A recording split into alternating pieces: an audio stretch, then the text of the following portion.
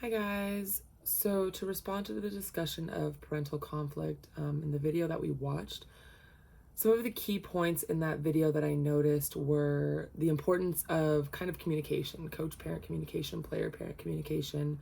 You got to see different types of conflict, from perceptual conflict, values conflict, that all kind of led into interpersonal conflict as coaches and parents kind of went back and forth with each other. There was just overall a lack of communication and a lack of relationship built between those coaches and parents. The parents all, and I'm sure there might be parts of the story that weren't shared, but the parents all seem to go to a higher chain of command instantly versus trying to resolve really the issues that were at hand. As I said, I don't know any more of backstory between that relationship between the coach and those athletes and what transpired from that. But I think that kind of goes into the next question of why that's important. So my approach and things I would consider is building that strong line of communication between parents and between athletes, so that there's always a open line if they need to discuss or share anything or talk to you. I would try and set realistic expectations between the players and kind of figure out what their goals are, what their expectations are of the season, so we can come to that middle ground and we can try and find their expectation for that player and what their reality might be. I would also try and teach them how to lose gracefully. Every athlete has to go through a loss. I know, like, the championship game in that match or in that video was really important, and I'm sure it's a loss that is hard. But even as the mother said, those are things you learn and grow from. I don't think opportunities were taken away. I think those are, I would try and teach my athletes how to really take those gracefully and learn from those experiences, because I think those losses are extremely valuable in how you approach the next game and how you play and how you train and everything like that. I would also want to try and teach my athletes to be autonomous. You know, if they have an issue, if they are struggling with playing time or anything else, I would like to teach them to be able to approach me before their parents do, so we can build that relationship and that rapport. And it also teaches them to kind of, like I said, be autonomous, can defend for themselves, can be a little bit more responsible, which also will favor for them in their futures. And I also apply, this is something I do as a coach, I apply a 24-hour rule. So if after a game, if things are heated or a parent's upset, sleep on it, get 24 hours, and let's talk the next day when things are kind of more calmed down.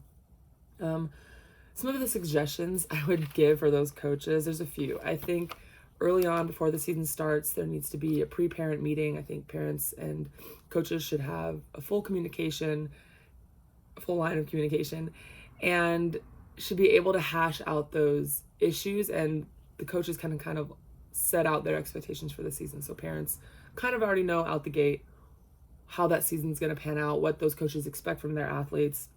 There should be a parent-coach communication plan, steps that are necessary to take when a parent is trying to communicate to a coach, versus going over a chain of command, going straight to the athletic director. They should talk to their coaches first, and if the issue can't be resolved, then we kind of work our way up that ladder.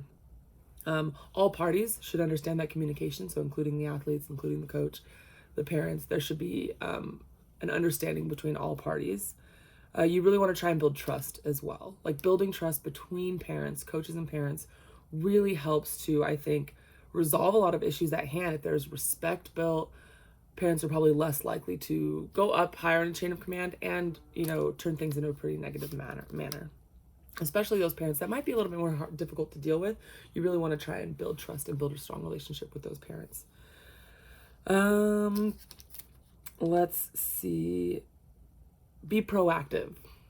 I think coaches to be more proactive, and that includes building the plan. That includes thinking ahead of time before those inconsistencies arise, and also providing empathy to the parents. You really want to make sure that you're kind of hearing their side. If they are disgruntled, if they are upset, hear them. Don't react.